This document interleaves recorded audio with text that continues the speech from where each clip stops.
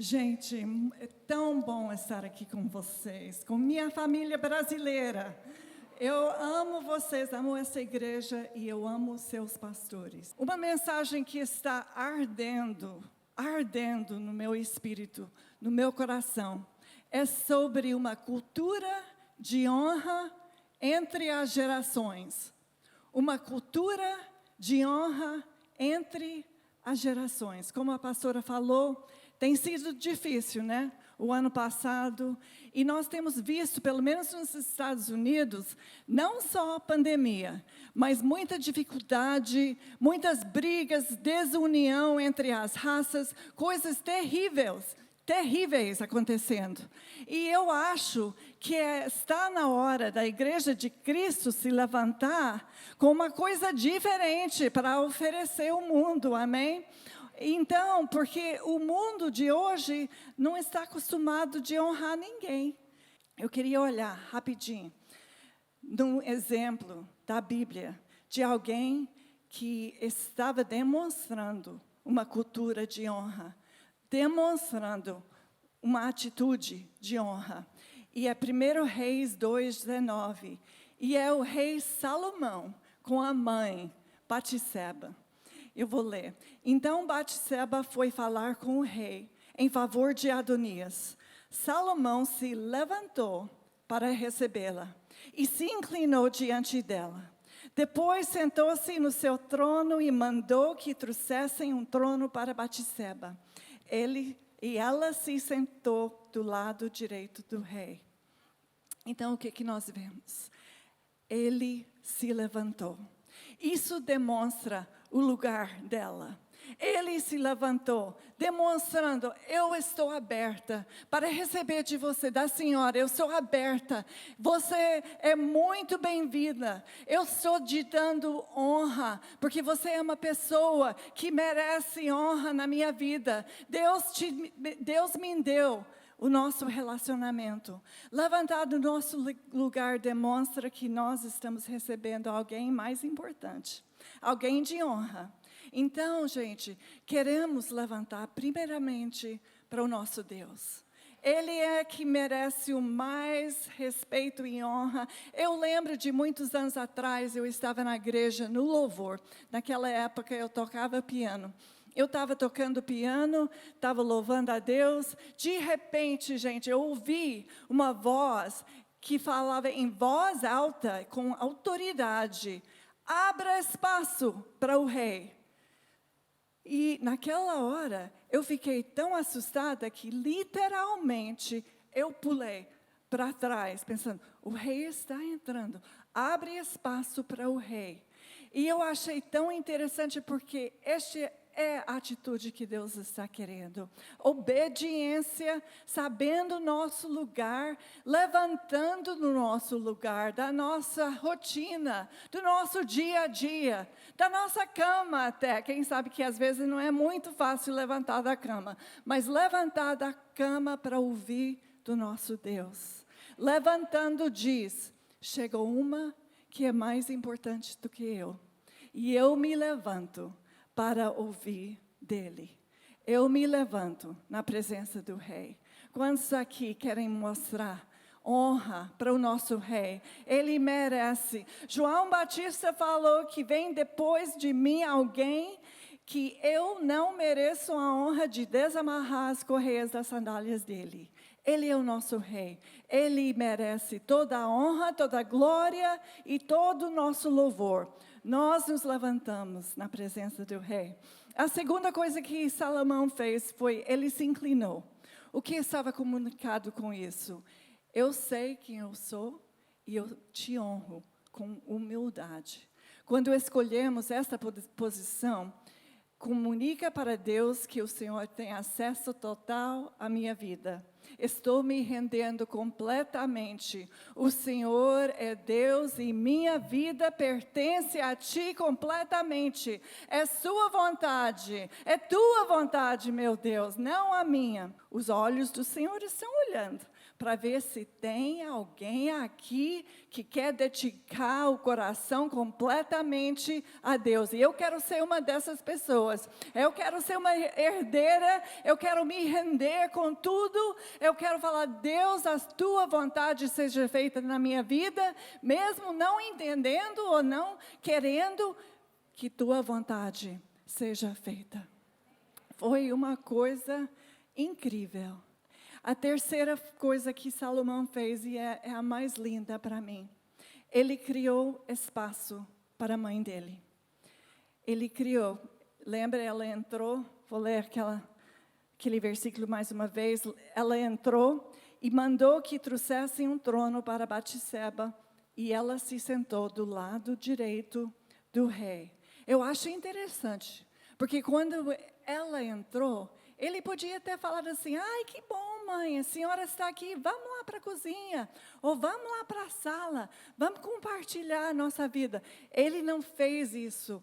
Ele abriu espaço dentro da realidade dele, naquele lugar onde ele reinava. Ele falou assim, eu quero minha mãe preciosa ao meu lado direito, e ele abriu um espaço para ela. Você sabe que tem mais uma pessoa, tem outra pessoa que está sentado hoje ao lado direito do Pai. A Bíblia fala que Deus ressuscitou Cristo e fez com que ele se sentasse ao lado direito do Pai no céu. O lado direito significa força, lado de bênção. Gente, o amor nos leva a não amar só com palavras, mas de compartilhar a nossa própria vida com alguém. Não, porque qualquer pessoa pode falar, eu te amo, te amo, te amo, mas de compartilhar a vida, a própria vida, é outro nível de amor, é outra coisa incrível.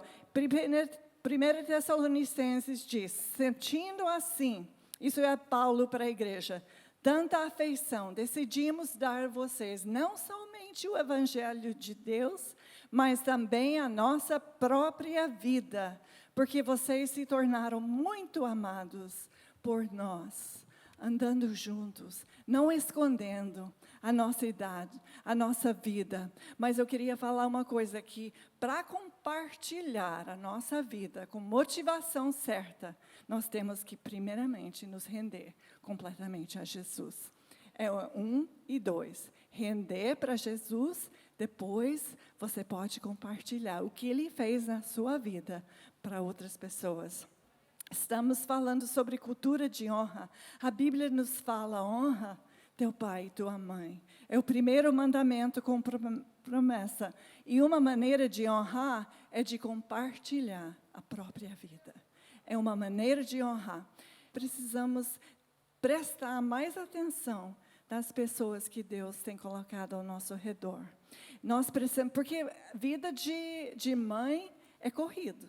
Tem a estação que tem vida com Deus, igreja, tem filho, tem esporte, tem tanta coisa. E de repente você olha aquela pessoa do teu lado e pensa, nossa, quando foi a última vez que eu conversei realmente com aquela pessoa? Mas nós temos que viver vidas de fé. Porque nós vamos passar testemunhos daquilo que Deus tem feito na nossa vida.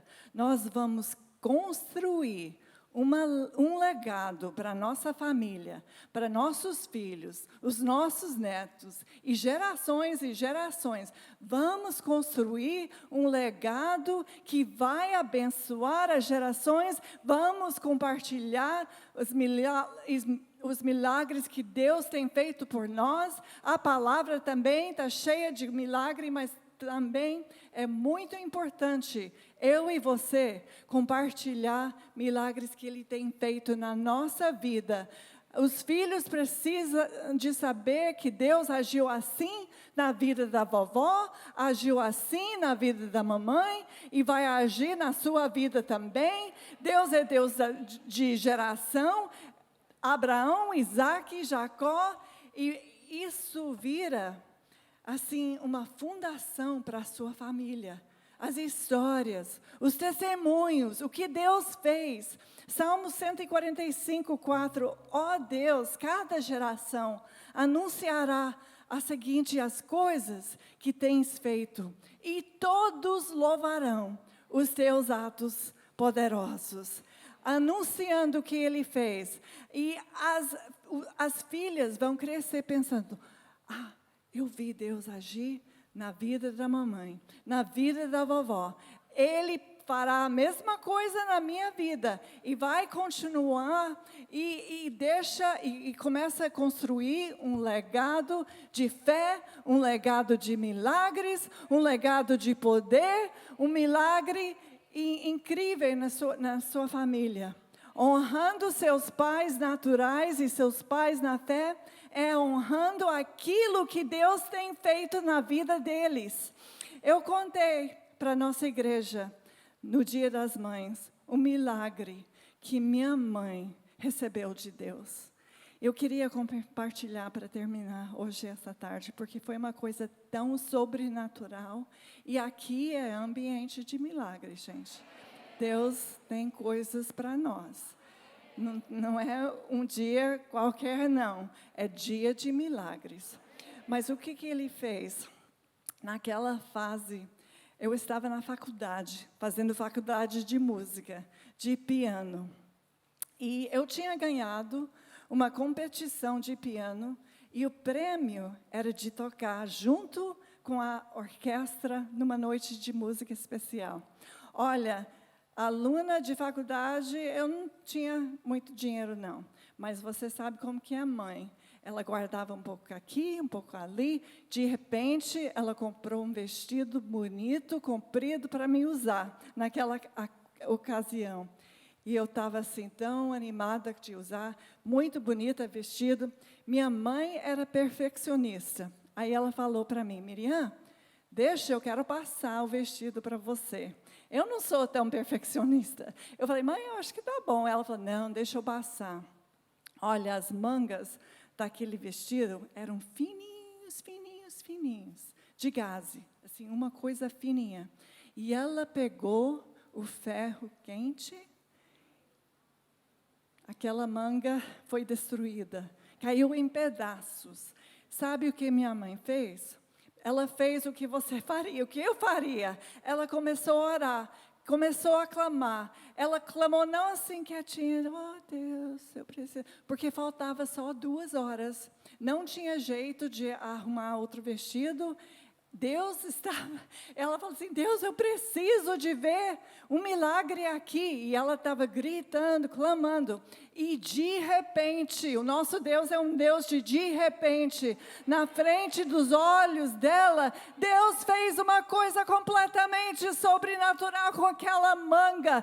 Voltou para um pedaço só, a manga perfeita. E minha mãe vibrando com alegria, foi correndo, falando, declarando o poder de Deus naquela hora, para falar a verdade. Eu fiquei assim, mãe, aquelas meninas de faculdade, elas não vão entender, não foram criadas assim com ambiente de fé.